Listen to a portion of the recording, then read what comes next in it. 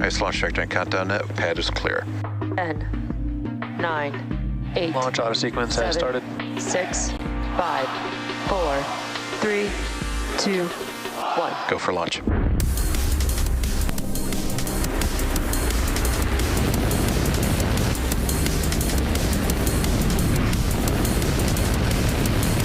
Vehicle is supersonic. Stage separation confirmed. Dragon, separation confirmed.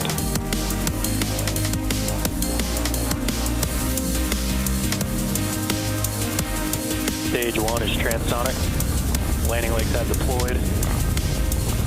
And Falcon 9 has landed. Good morning. It is Monday, October 7th, and on your screen is a live view of Falcon 9 as it awaits its 10:52 a.m. Eastern Time launch from Space Launch Complex 40 at Cape Canaveral Space Force Station in Florida. My name is Jesse Anderson, and I'm the Senior Engineering Manager for Falcon Structures Manufacturing here at SpaceX. And I'm John Innsbrucker, the Falcon Principal Integration Engineer, joining you from the status desk here just behind Mission Control Hawthorne.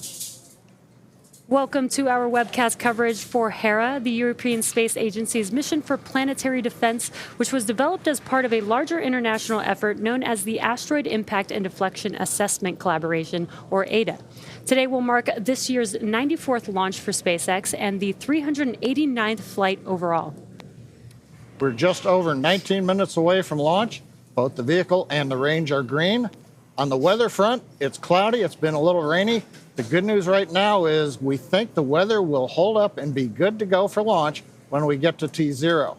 Now, if for any reason we have to call a hold on today's launch, a backup opportunity is available tomorrow. That's the 8th of October at 10:46 a.m. Eastern Time. You may remember the first part of the ADA collaboration, NASA's Double Asteroid Redirection Test, or DART mission that SpaceX launched at the end of 2021, which tested a kinetic impactor technique to deflect asteroids. DART was SpaceX's first interplanetary launch for NASA and the first planetary defense test to see if humanity can change the motion of an asteroid in space.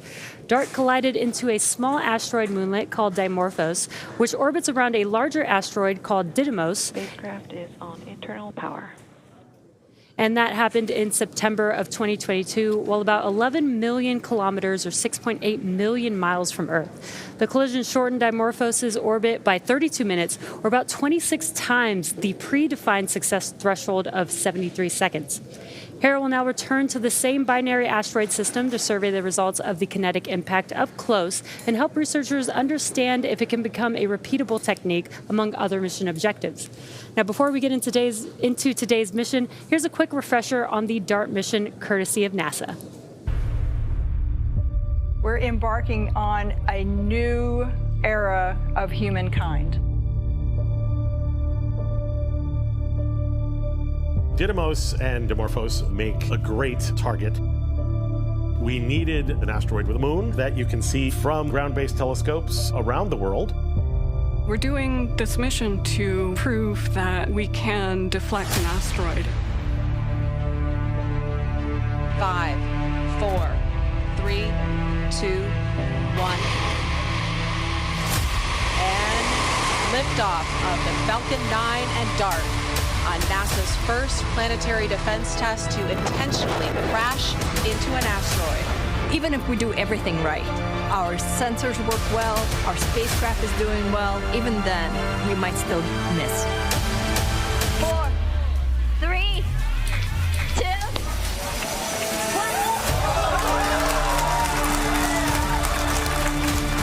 For the first time ever, humanity has changed the orbit of a planetary object. NASA confirms that DART successfully changed the targeted asteroid's trajectory. Using the ground-based telescopes around the world to watch the system and see how it's affected by this impact event. This is a watershed moment for planetary defense and a watershed moment for humanity.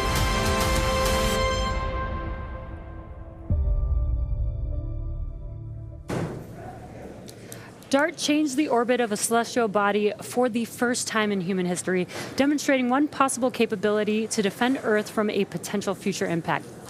Hera will visit Dimorphos to measure its mass and makeup, as well as its shifted orbit from up close, performing its own crash scene investigation of the asteroid moon.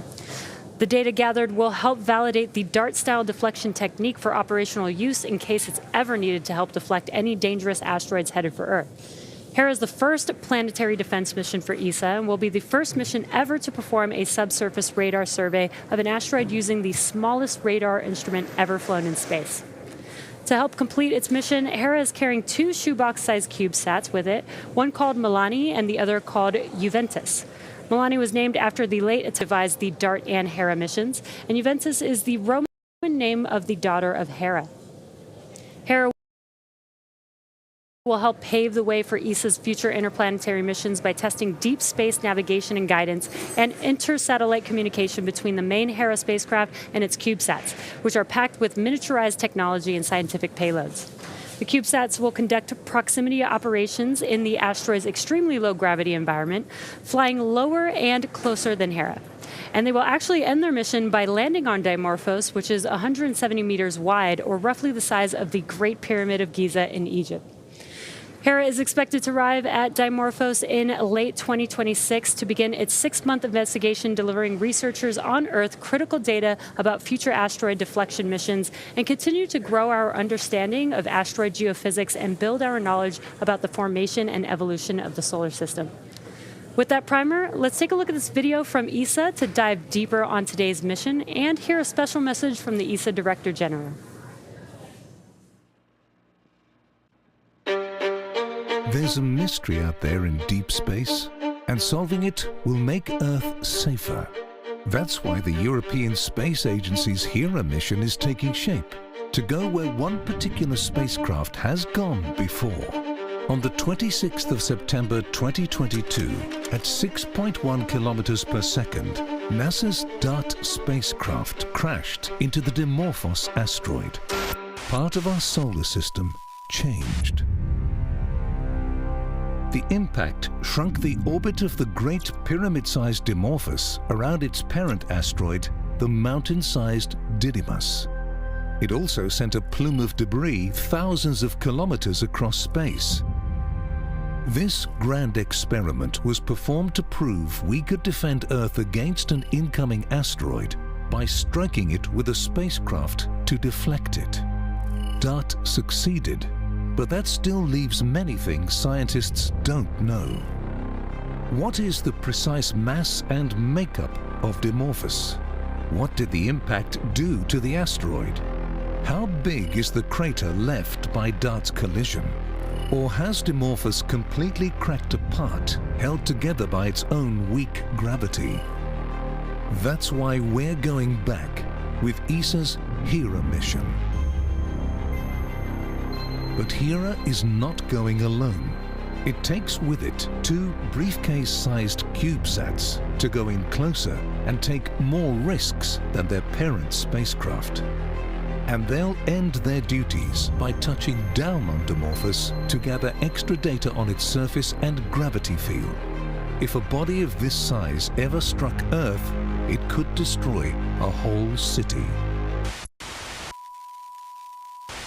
I'm delighted you can join us today to watch the launch of the European Space Agency's Hera spacecraft on board a SpaceX Falcon 9 rocket. The risk of an asteroid hitting our planet affects everyone, everywhere, making planetary defense an inherently international endeavor. Hera is Europe's first planetary defense mission, which, together with NASA's DART mission, is part of the international redirecting an asteroid. The mission to Dimorphos and Didymos hit the smaller body and changed its orbit around the larger asteroid. Now, ESA's Hera will visit this asteroid pair to investigate how DART affected Dimorphos. Hera will gather the data we need to turn kinetic impact into a well-understood and repeatable technique on which all of us may rely one day. My thanks go to everyone who worked so hard for so long to make Hera possible. Best wishes for a successful start of this epic journey.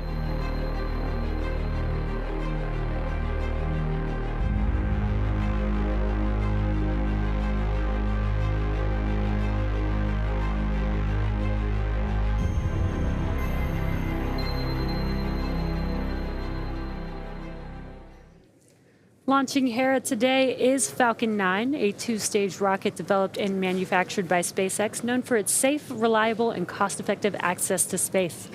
Starting at the top of the vehicle is the payload fairing, a protective shell that encases the payload being sent to space. That fairing will separate and jettison away from the vehicle, exposing the payload once Falcon 9 reaches space. And here you can see on your screen a photo of Hera being encapsulated in that fairing just a few days ago.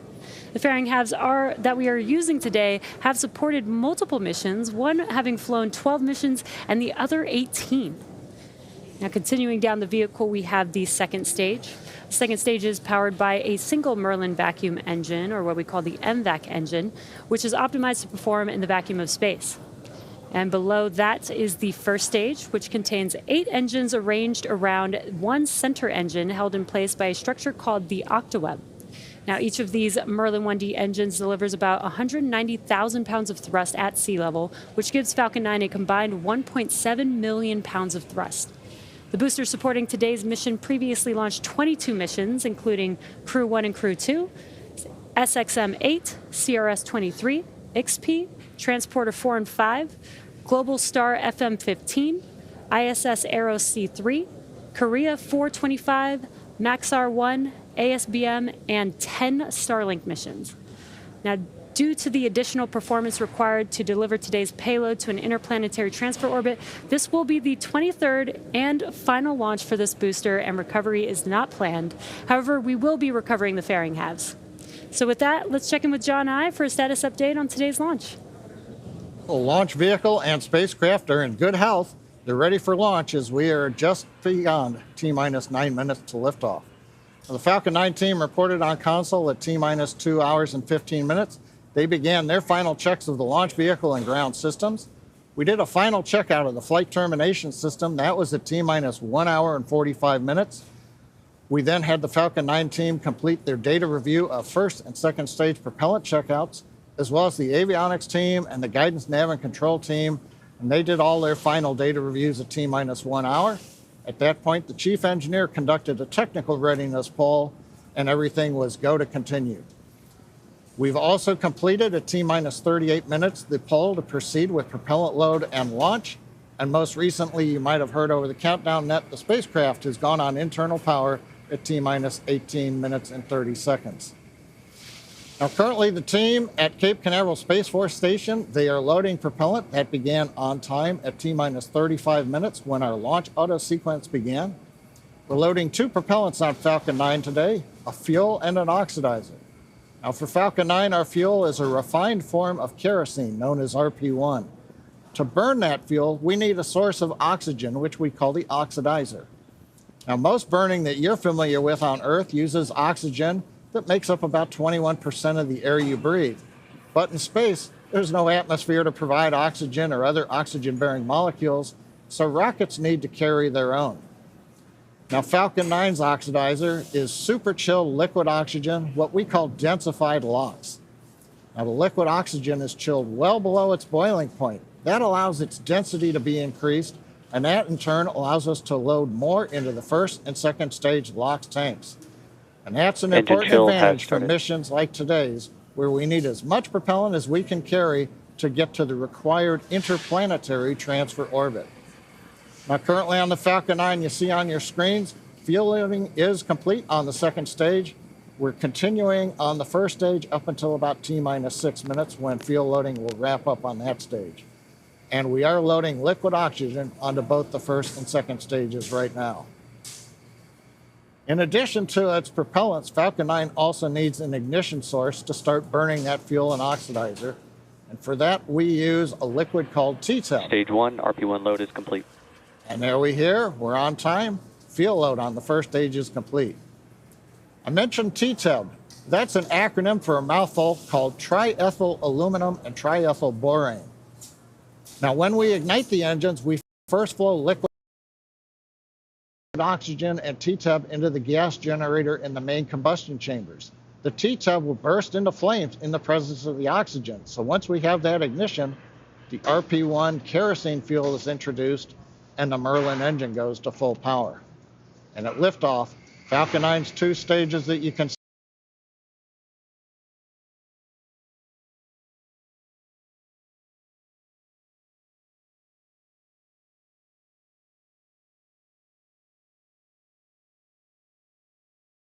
see next to the strongback. It's cloudy, it's been a little rainy. We started the day with a 50% probability of violating launch weather constraints, but the good news is that the weather officer forecasts that we should be go 5 minutes from now. Mostly we've been watching thick clouds, make sure they're not too cold where you might have triggered lightning. The good news is the clouds are warm. Everything looks just pretty much gloomy, a little rainy. Tanks are pressing. But with that, strong back retract. You hear the tanks are pressing. We're getting ready for strong back retract. So inside T-minus 5 minutes, all systems are go for launch from Space Launch Complex 40 in Florida. So Jesse, let's head back and watch the last of the countdown. Thanks, John. It is T-minus 4 minutes and 38 seconds and counting. And as John mentioned, everything continues to look go for liftoff at T0. Now, strong back retract has started. Perfect timing. You heard that call out, that strong back retract has begun. Now what's going to happen here is the clamp arms, which are just below the fairing, are going to open up, and once those are fully open, then that strong back, or what we call the TE, or transporter erector, will begin to retract away from the vehicle. And you can see on your screen that those clamp arms are opening up there. Now, the TE is designed to transport, raise, and support Falcon 9 at the launch pad using umbilicals or flexible lines to route the vehicle's fluids, power, and telemetry from the ground systems to the rocket and the payload until Falcon 9 switches to internal power and clears the pad. And you can see the clamp arms are now fully open, and that strong back, there you can see it on your screen, the TE is now moving slowly away from the vehicle.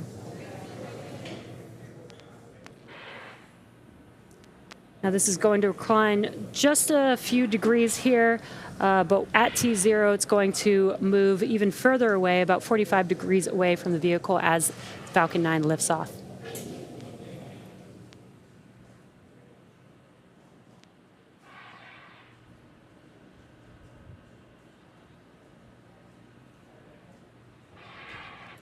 And there you can see that the TE is pretty much fully reclined there on your screen.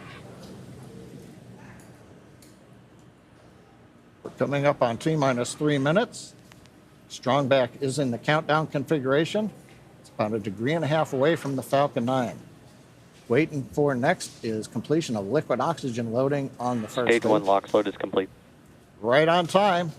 So at this point in the countdown, the first and second stages are nearly fully loaded with the 1.1 million pounds of fuel and liquid oxygen. We have loaded all of the fuel on first and second stage. Liquid oxygen is now complete on the first stage. The last major event will be T-minus 2 minutes when we finish loading liquid oxygen on the second stage. And you can see right there the cold, chilled skin of the second stage. There's the warm Florida air moving by it. We're seeing the condensation of the moisture in the air. Everything continuing to look good as we come up on T-minus 2 minutes. Stage 2 LOX load is complete. And there's that call out that liquid oxygen loading is now complete on the second stage. Now that means that propellant loading is complete on Falcon 9. And that's over 1.1 million pounds of propellants now loaded on the vehicle. All systems remain go for launch. SpaceX ground computers are now draining propellant out of the lines that go up to the strong back onto the second stage. And there you can see that venting happening there on your screen. Now this creates a white cloud, which is pressure from the ultra-cold liquid oxygen line that's being vented there. Front gas closets. And again, when that cold liquid oxygen gas meets the warmer ambient air there, it creates that condensation that you can see there on your screen. The first and second stage computers on Falcon 9 will execute stored programs to prepare the rocket for flight, leading to the ignition of the M1D engines at T-minus 2 seconds and liftoff at T-minus 0.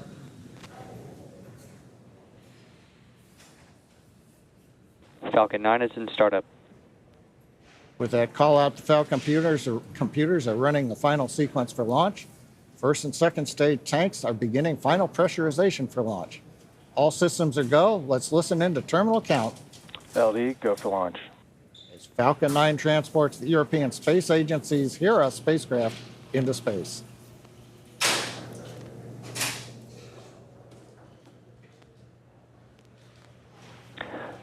Seconds.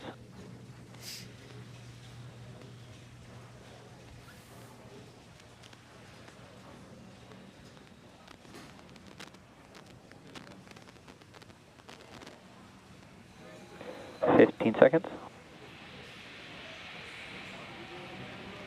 T-minus 10, 9, 8, 7, 6, 5, 4, 3, 2, 1. Ignition, engines full power, and liftoff. Go Hera, go Falcon, go SpaceX.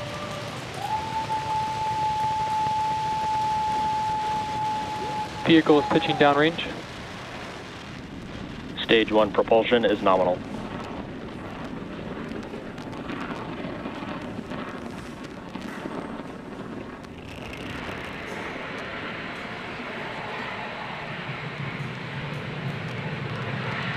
At T plus 30 seconds and counting, Falcon 9 has successfully lifted off from Slick 40.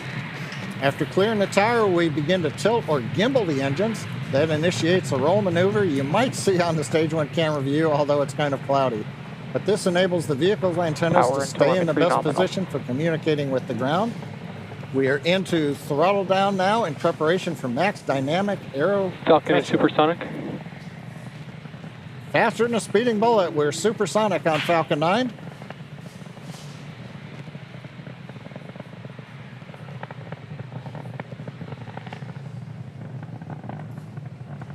Waiting for the call out from GNC of Max Q. Max Q. Right on time. We're through the period of maximum pressure on the vehicle. The Merlin engines are back at power, and we're out of the throttle bucket. Now, from here on, even though the velocity is rapidly increasing, the atmospheric density is decreasing, and that's resulting on less loads on the Falcon 9. 90 seconds into flight, the rocket typically needs to go 17,500 miles per hour horizontally in order to avoid gravity pulling it back down to Earth and getting into orbit. We've heard the call out for MVAC chill. That's a bleed valve on the second stage engine. That's performing the final chill prior to second stage engine ignition. All's looking good with the first stage trajectory. We're coming up on T plus 2 minutes.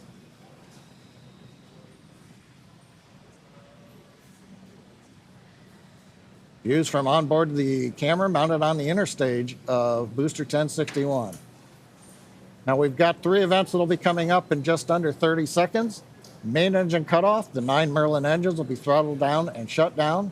Then we'll get stage separation and then startup of the MVAC engine on its first of 2 burns on the second stage.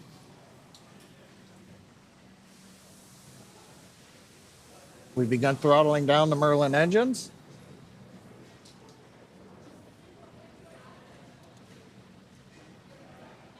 Main engine cutoff. Call for MECO. Stage separation. Successful stage separation. MVAC ignition.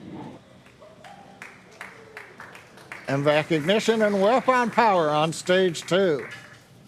Coming up will be fairing deployment. And for the first stage, as we saw it in the background, farewell 1061, and we thank you.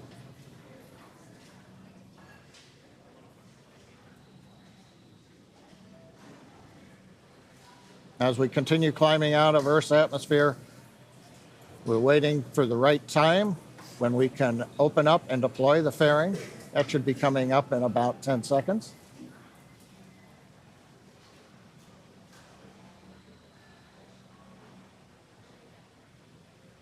There's a camera view as we switch.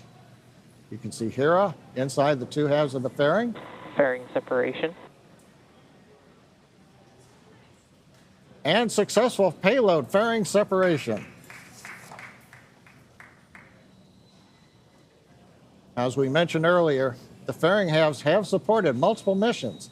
One half has flown 12, now 13 missions, and the other had previously flown 18. And those fairing halves will come back down to Earth. They're guided by cold gas thrusters and then parachutes or parafoils. Falcon is on a nominal trajectory. They'll deploy, and they'll be recovered by our recovery vessel, Doug. Jesse, T plus 4 minutes, 23 seconds. Everything continues to look good on Falcon 9 with Hera. Thanks, John. Yeah, everything's looking great. We got some awesome views here on your screen. What you're looking at is a view of the MVAC engine on the second stage with a beautiful view of Earth in the background. STS has safed. Now, we are currently in the first of 2 planned MVAC burns for this spacecraft. And we have separated for the first stage from the first stage. As we mentioned earlier, we will not be recovering the booster as we usually do. Now, typically we would land the booster either on a drone ship or back on land, but due to the performance, the additional performance required to deliver this payload to an interplanetary transfer orbit, we will be not recovering the booster today. Now what you are seeing, again, is the MVAC engine. The MVAC engine is optimized for the vacuum of space and has about 220,000 pounds of thrust in vacuum. Again, this is the first of 2 burns. The 2 burns for the MVAC engine will take the second stage with the payload attached to the targeted drop-off orbit. Falcon continues to follow a nominal trajectory. And great call out there, following a nominal trajectory. You can also follow along with the speed of the vehicle as well as the altitude in the bottom right-hand corner of the screen. And the next event coming up in about a minute and a half from now is SECO 1. SECO 1 is second stage engine cutoff 1, which is where we will shut down that MVAC engine and allow the vehicle to coast with the payload in an Earth orbit, and then we'll reignite that MVAC engine for a second time to take the vehicle and payload to that interplanetary transfer orbit.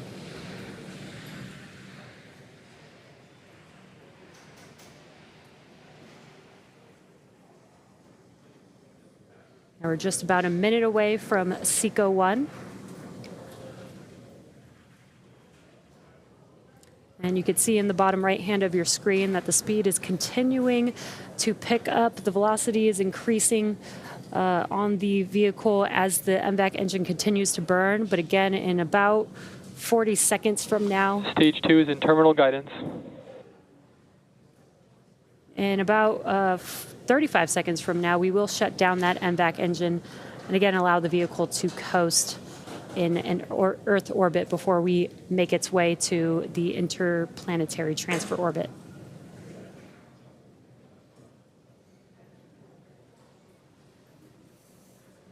Stage 2, STS has safed. Continuing to get good callouts and some great views here. Again, this is from the second stage looking at the MVAC engine. The Hera payload is still attached.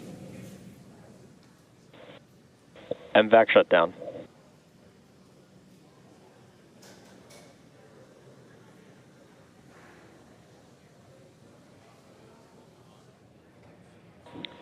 Nominal park orbit insertion. And great news. We heard the callouts as well as saw that MVAC engine shut down, and we got a good confirmation of nominal orbital insertion. Now, the second stage is now embarking on the first portion of its coast phase. Coasting in this orbit will last about 45 minutes, and we will light that MVAC engine for a second time around T plus 52 minutes. So we're going to take a pause, and we'll see you back here at T plus 52 minutes for SES-2.